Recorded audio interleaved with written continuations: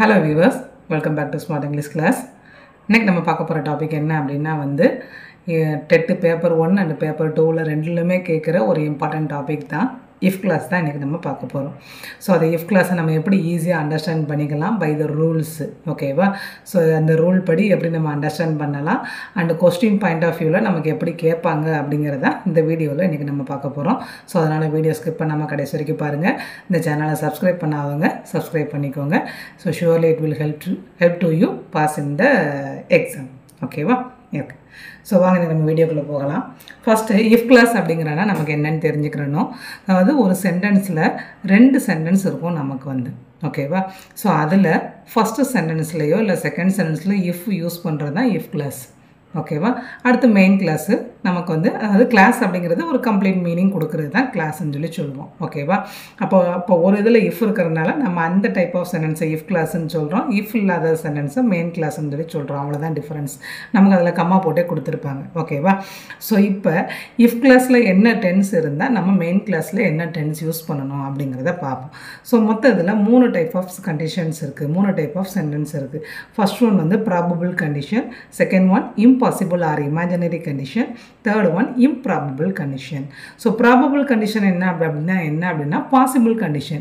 இது நடந்தா அது நடக்கும் அப்படிங்கிறது தான் probable. ஓகேவா? இதை செஞ்சினா உனக்கு அது கிடைக்கும் அப்படிங்கிறதா ப்ராபபிள் கண்டிஷன். இம்பாசிபிள் கண்டிஷன் இல்லைனா இமேஜினரி கண்டிஷன் அப்படின்னு சொல்லி சொல்லுவாங்க. ஸோ இது நடக்கவே நடக்காது, நடக்காத விஷயத்தை நம்ம ஒரு இமேஜினரி மாதிரி பேசணும் அப்படின்னா வந்து அதுதான் வந்து இம்பாசிபிள் கண்டிஷன். இம்ப்ராபபிள் கண்டிஷன் அப்படின்னா என்னென்னா அந்த ஆக்ஷன் ஏற்கனவே நடந்து முடிஞ்சிருக்கும், நடந்து முடிஞ்சதுக்கப்புறம் நம்ம பேசுவோம் இப்படி பண்ணியிருந்தால் நல்லா இருந்திருக்குமே, இப்படி நடந்ததும் நல்லா இருந்திருக்குமே அப்படின்னு பேசுறது தான் இம்ப்ராபபிள் கண்டிஷன். அப்போ அது நடக்கவே நடக்காது, நடந்து முடிஞ்சிருச்சு, இனிமேல் அதை நம்மளால் மாற்றவே முடியாது.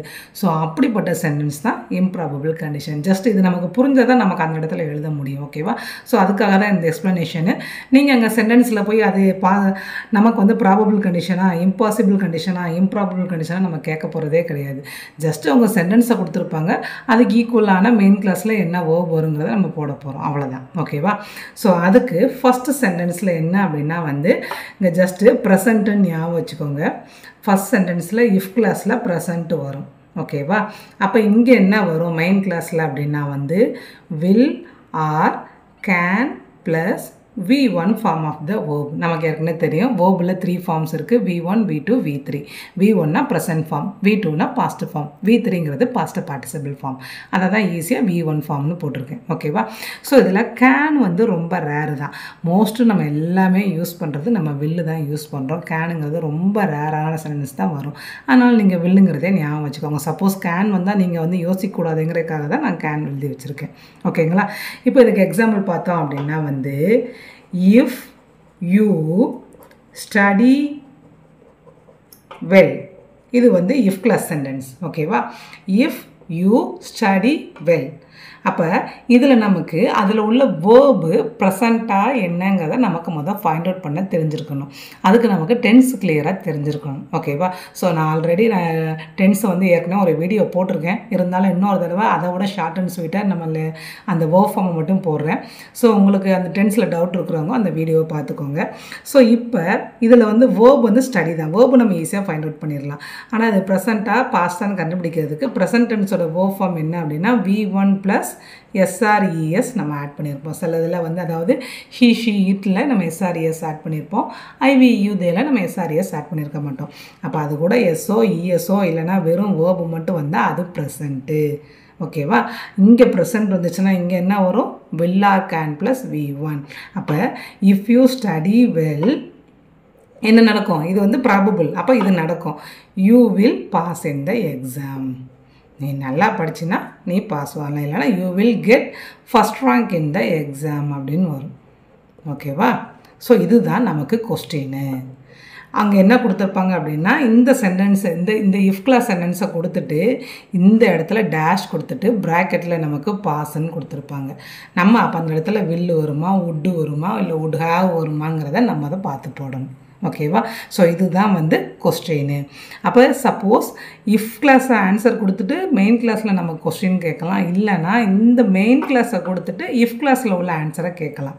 ஓகேவா? அப்போ இங்கே வில் பாஸ் அப்படின்னு கொடுத்துட்டு இங்கே கேட்டாங்கன்னா நம்ம ஸ்டடி போடணும். ஓகேவா? சப்போஸ் இந்த இடத்துல இஃப் ஷீ அப்படின்னு கொடுத்துருந்தாங்கன்னா இந்த இடத்துல நம்ம கரெக்டாக யோசித்து போடணும். If she studies well, S or ES add பண்ண ஏற்கனவே சொல்லியிருந்தேன். ஹீ ஷீ இட்டு அண்ட் சிங்குலருக்கு நம்ம எஸ்ஆர்இஎஸ் ஆட் பண்ணணும். ஓகேவா? ஸோ அதில் நமக்கு ஸ்டடியும் இருக்கும் ஸ்டடீஸும் இருக்கும் கீழே ஆப்ஷனில். ஸோ அந்த இடத்துல நம்ம கரெக்டாக செலக்ட் பண்ணி போடணும். ஓகேவா? ஸோ எதுனாலும் கேட்கலாம். இஃப் கிளாஸை கொடுத்து மெயின் கிளாஸை கேட்கலாம், மெயின் கிளாஸில் கொடுத்து இஃப் கிளாஸில் உள்ள கிராமராக கேட்கலாம். ஜஸ்ட் ரூலு இங்கே ப்ரெசென்ட்னா இங்கேயும் ப்ரெசென்ட்டு ஞாபகம் வச்சுக்கோங்க. ஏன்னா வில்லும் கேனும் நமக்கு ப்ரெசென்ட் ஃபார்ம் தான். வில்லோட பாஸ்ட் ஃபார்ம் வந்து உட்டு, கேனோட பாஸ்ட் ஃபார்ம் குட்டு. அப்போ இங்கே ப்ரெசென்ட்னா இங்கேயும் ப்ரெசென்ட் தான் அப்படிங்கிறத மைண்டில் ஞாபகம் வச்சுக்கோங்க. ஓகேவா? Okay. Next impossible or imaginary. Impossible or இமேஜினரினா நடக்கவே முடியாத ஒரு விஷயத்தை இப்போ நம்ம வந்து ஸ்கூல் டைமில் இருக்கும்போது நம்ம எழுதியிருப்போம். நான் வந்து ஒரு அமைச்சர் ஆனால், நான் வந்து ஒரு முதல்வர் ஆனால் என்ன செய்வோம் அப்படிங்கிற ஒரு கற்பனையாக எழுதியிருப்போம். ஸோ அந்த மாதிரி சென்டென்ஸ் தான் இதில் வரும். ஓகேவா? இப்போ சப்போஸ் இங்கே என்ன வரும் அப்படின்னா if I were a bird, if I were a bird, sorry இங்கே இந்த இடத்துல அதுக்கு முன்னாடி இங்கே என்ன வரும் அப்படின்னா இங்கே வந்து பாஸ்ட் ஃபார்ம் வரும். ஓகேவா? ஸோ அப்போ பாஸ்ட் ஃபார்மோட இங்கே டென்ஸ் ஃபார்ம் என்ன அப்படின்னா V2 form of the verb வரும். ஸோ இங்கே பாஸ்ட் ஃபார்ம் அப்படின்னா இங்கே என்ன வரும் அப்படின்னா ஜஸ்ட் இந்த ஆக்சிலரி வேர்பு மட்டும் பாஸ்டில் வரும். அப்போ வில்லோட பாஸ்ட் ஃபார்மு வுட்டு, கேனோட பாஸ்ட் ஃபார்மு குட்டு. அந்த V1 அப்படியே தான் வரும். கன்ஃபியூஸ் ஆகிடாதீங்க. ஏன்னா இது நமக்கு ஆப்ஷனில் வுட்டு ஃப்ளைடுன்னு கொடுத்துருப்போம், வுட்டு ஃப்ளை ரெண்டுமே கொடுத்துருப்போம் நம்மளை கன்ஃபியூஸ் பண்ணுற அளவுக்கு. ஸோ அப்போ வுட்டோ குட்டோ மட்டும்தான் பாஸ் ஃபார்மில் இருக்கணும். வேர்பு V1 தான் இருக்கணும். ஓகேவா? நல்லா ஞாபகம் வச்சுக்கோங்க. இந்த கண்டிஷன் கண்டிப்பாக வரும். ஓகேவா? So I would fly. ஏன்னா இந்த சென்டென்ஸ் வந்து ஏற்கனவே நிறைய தடவை வந்திருக்கு. ஃபில்லப்லேயும் கேட்டிருக்காங்க, ஸ்பாட் தேரர்லையும் கேட்டிருக்காங்க. ஓகேவா? ஏன் அப்படின்னா வந்து இந்த இடத்துல வேர் வந்து நம்ம எப்போவுமே ஐக்கு அப்புறம் நம்ம ஆம் போடுவோம், இல்லைனா வாஸ் போடுவோம். ஓகேவா? வேருங்கிறது ப்ளூரல் ஃபார்முக்கு தான். ஓகேவா? ஆனால் வேர் வந்து இந்த கண்டிஷனில் மட்டும் ஐக்கு அப்புறம் வேர் வரும். வேர் போட்டால் அப்படின்னா வந்து இமேஜினேஷனில் நடக்காத விஷயத்தை பேசுகிறது அப்படின்னு அர்த்தம். ஓகேவா?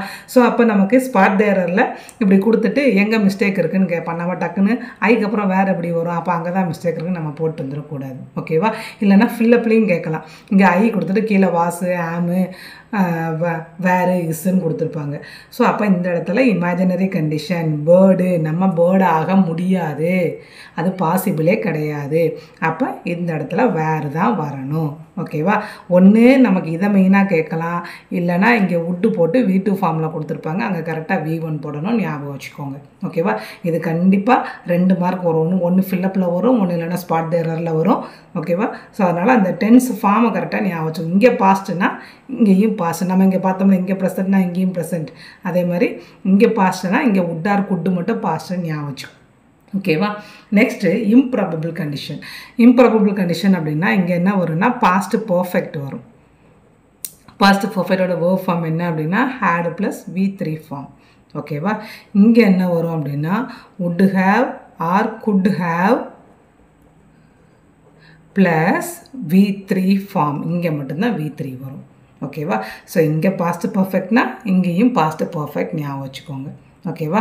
ஸோ இங்கேயே பர்ஃபெக்ட் அப்படின்னா இந்த V3ங்கிறத ஞாபகம் வச்சுக்கோங்க. இங்கே வுட் ஹேவ்னு போட்டுக்கோங்க, அது மட்டும் ஞாபகம் வச்சுக்கோங்க. ஓகேவா? அப்போ இதுக்கு எக்ஸாம்பிள் என்ன சொல்லலாம் அப்படின்னா வந்து if the driver had driven the car carefully,